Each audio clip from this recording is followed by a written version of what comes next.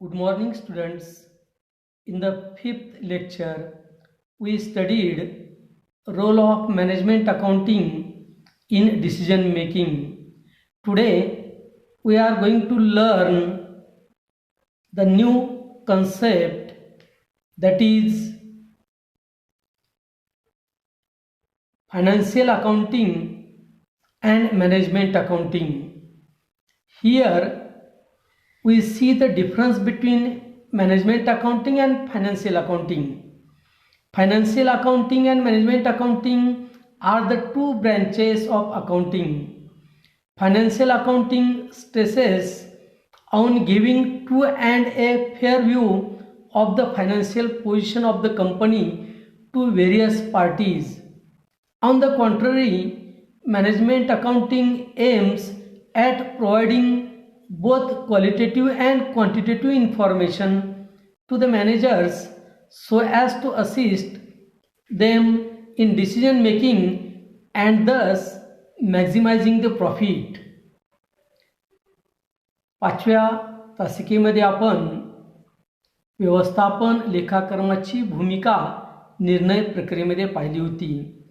आजच्या तासिकेमध्ये आपल्याला व्यवस्थापन लेखांकन आणि वित्तीय लेखांकन याविषयी आपला माहिती पाहिजे आहे. वित्तीय लेखा आणि व्यवस्थापन लेखा हे लेखाच्या मुख्य दोन शाखा आहेत. वित्तीय लेखा विविध पक्षांना कंपनीच्या आर्थिक स्थितीबद्दल सत्य आणि योग्य दृश्य देण्यावर भर देते. याउलट जर आपण विचार केला तर व्यवस्थापन लेखा व्यवस्थापकांना गुणात्मक आणि परिमाणात्मक दोन्ही माहिती प्रदान करण्याचे उद्दिष्ट ठेवतात, ज्यामुळे त्यांना निर्णय घेण्यास मदत होते आणि अशा प्रकारे जास्तीत जास्त नफा होईल. आर्थिक लेखा आणि व्यवस्थापन लेख्यामधील महत्त्वाचा फरक आपल्याला काही मुद्द्यांच्या साहाय्याने विचारात घ्यायचा आहे. ते मुद्दे आपण पुढील प्रमाणे विचारात घ्यायचे.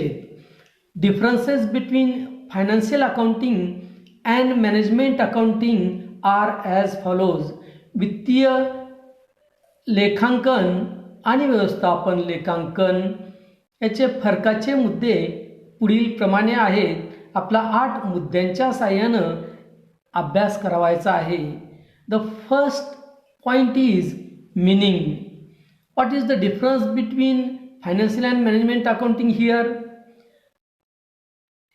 Financial accounting means financial accounting is an accounting system that focus on the preparation of financial statement of an organization to provide the financial information to the interested parties. Then management accounting, the accounting system which provides relevant information to the managers to make policies, plans and strategies for running the business effectively is known as management accounting. या ठिकाणी आपला पहिला मुद्दा विचारात घ्यायचा आहे अर्थाच्या साहाय्यानं. मग वित्तीय लेखाकर्म याचा आपण अर्थ काय होतो हे आपला पाहायचं आहे. वित्तीय लेखा ही एक लेखा प्रणाली आहे जी इच्छुक पक्षांना आर्थिक माहिती देण्यासाठी संस्थेचे वित्तीय विधान तयार करण्यावर लक्ष केंद्रित करते, म्हणजे वित्तीय विवरणे तयार करते. नंतर आपण व्यवस्थापन लेखाकर्माकडे वळू. व्यवसायाला प्रभावीपणे चालविण्यासाठी धोरणे योजना तयार करण्यासाठी व्यवस्थापकांना संबंधित माहिती पुरवणारी लेखा प्रणाली म्हणजेच व्यवस्थापन लेखा ही होय. यानंतर the next point is compulsory. Financial accounting is compulsory for every registered business. Then management accounting is not compulsory for every business, it is voluntary. या दुसरा मुद्दा आपला विचारात घ्यायचा आहे, जे कंपल्सरी किंवा अनिवार्य ज्याला आपण म्हणता येईल. वित्तीय लेखा हे प्रत्येक नोंदणी केलेल्या व्यवसायासाठी बंधनकारक आहे, किंवा आपण ज्याला म्हणतो की ज्या ठिकाणी व्यवसायाची नोंदणी केली असते त्या ठिकाणी हे बंधनकारक आहे. आणि व्यवस्थापन लेख्यामध्ये याचं बंधन किंवा अनिवार्य नाही, हे आपल्या ऐच्छिक किंवा इच्छेनुसार आहे. Then third point is objective. In financial accounting to provide financial information to outsiders. Management accounting to assist the management in planning and decision making process by providing detailed information on various matters. तिसरा मुद्दा आपला विचारात घ्यायचा आहे, तो आहे उद्दिष्टे किंवा वस्तुनिष्ठ. या ठिकाणी वित्तीय लेखामध्ये बाहेरील लोकांना आर्थिक माहिती पुरवण्याचं काम वित्तीय लेखांकन करते. त्या उलट आपण व्यवस्थापन लेखाकडे वळूयात. विविध बाबींविषयी सविस्तर माहिती देऊन नियोजन व निर्णय प्रक्रियेमध्ये व्यवस्थापनास मदत करण्याचे कार्य करते. Then next point is format. In financial accounting specified format are there. विशिष्ट असं फॉर्मॅट किंवा प्रारूप आहे.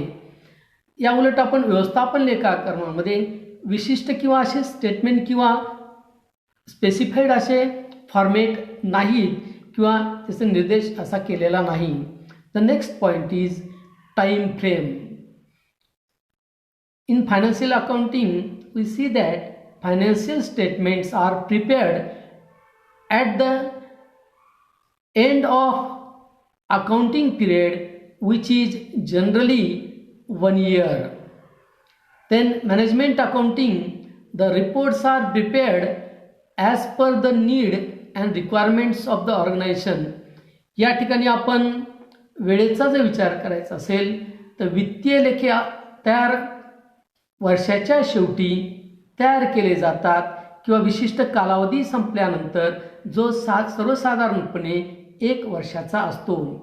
या उलट आपण व्यवस्थापन लेखाकडे वळूयात.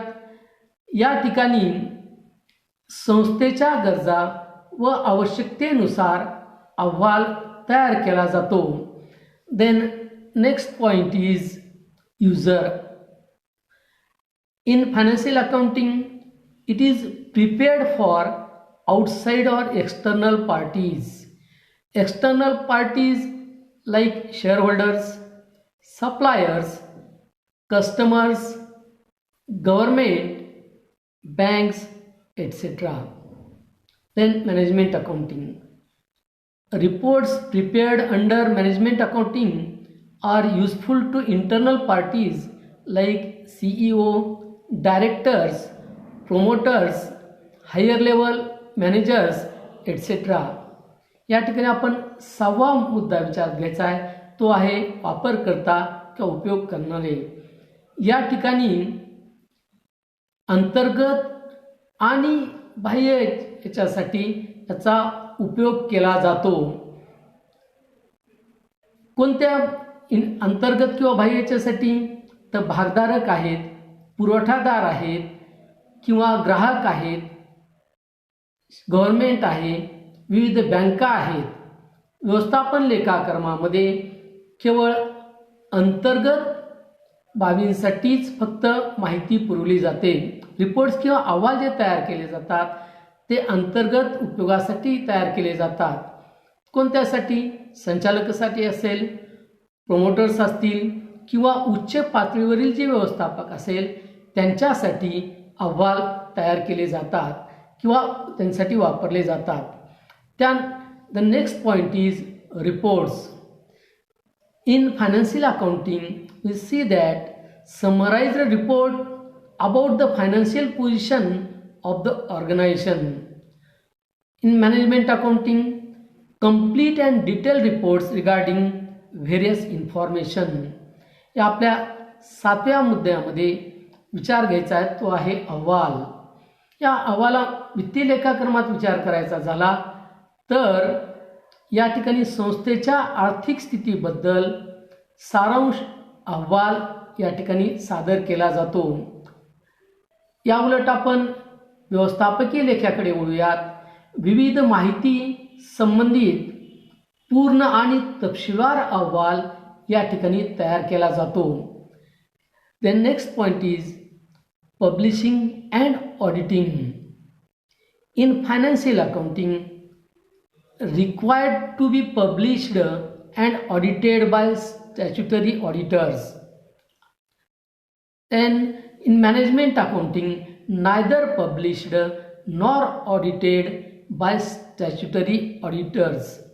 या ठिकाणी आठवा आणि महत्त्वाचा मुद्दा तो विचारात घ्यायचा आहे, तो आहे प्रकाशन आणि अंकेक्षण. वित्तीय लेख्यामध्ये जर आपण विचार केला तर वैधानिक ऑडिटर्सद्वारे प्रकाशित आणि ऑडिट करणे आवश्यक असते किंवा बंधनकारक आहे. व्यवस्थापन लेखाकरणामध्ये वैधानिक ऑडिटर्सद्वारे प्रकाशित करण्याची गरज नाही किंवा त्यांचं अंकेक्षण करणं बंधनकारक नाही. In this way, today we see the difference between financial accounting and management accounting. Today we completed the first chapter, that is Introduction to Management Accounting, with the help of few points. In the beginning, we see that meaning of management accounting and definitions also.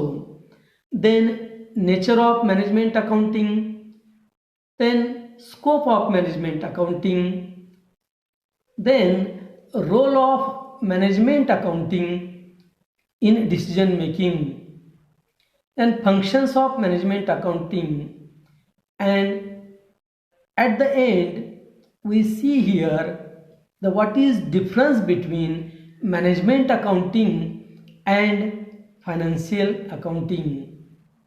विद्यार्थ्यांनो, आपण या ठिकाणी पहिलं प्रकरण आपण अभ्यासलंय. या ठिकाणी काही मुद्द्यांचा आपण विचार घेतला किंवा काही मुद्द्यांच्या साहाय्यानं या प्रकरणामध्ये आपण अभ्यास केलेला आहे.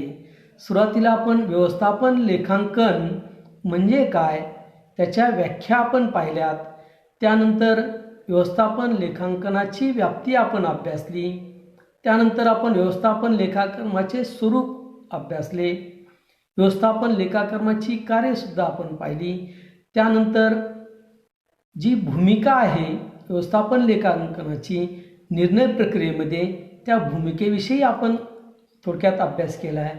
आणि शेवटी आपण पाहिलं की वित्तीय लेखाकर्म आणि व्यवस्थापन लेखाकर्म यामध्ये कोणते फरकाचे मुद्दे आहेत. 8 मुद्द्यांच्या साहाय्याने आपण स्पष्टीकरण केलं आहे. या ठिकाणी आपण हा पहिलं प्रकरण या ठिकाणी थांबणार आहोत. तुम्हाला अभ्यासासाठी किंवा काही प्रश्न मी देणार आहे क्लास टेस्टसाठी, 2 प्रश्न, ते तुम्ही लिहून घ्यायचे आणि घरी अभ्यास करायचा आहे. ते प्रश्न तुमच्यासमोर 2 प्रश्न सुरुवातीला येतील जे क्लास टेस्टसाठी असतील. असाइनमेंट आणि ट्युटोरियलसाठी 2 प्रश्न असतील. याची तुम्ही तयारी करून वहीत लिहून ठेवायचे. ज्यावेळेस मागणी आम्ही करताल त्यावेळेस आपण ते दाखवायचे. या ठिकाणी आपण थांबू. धन्यवाद.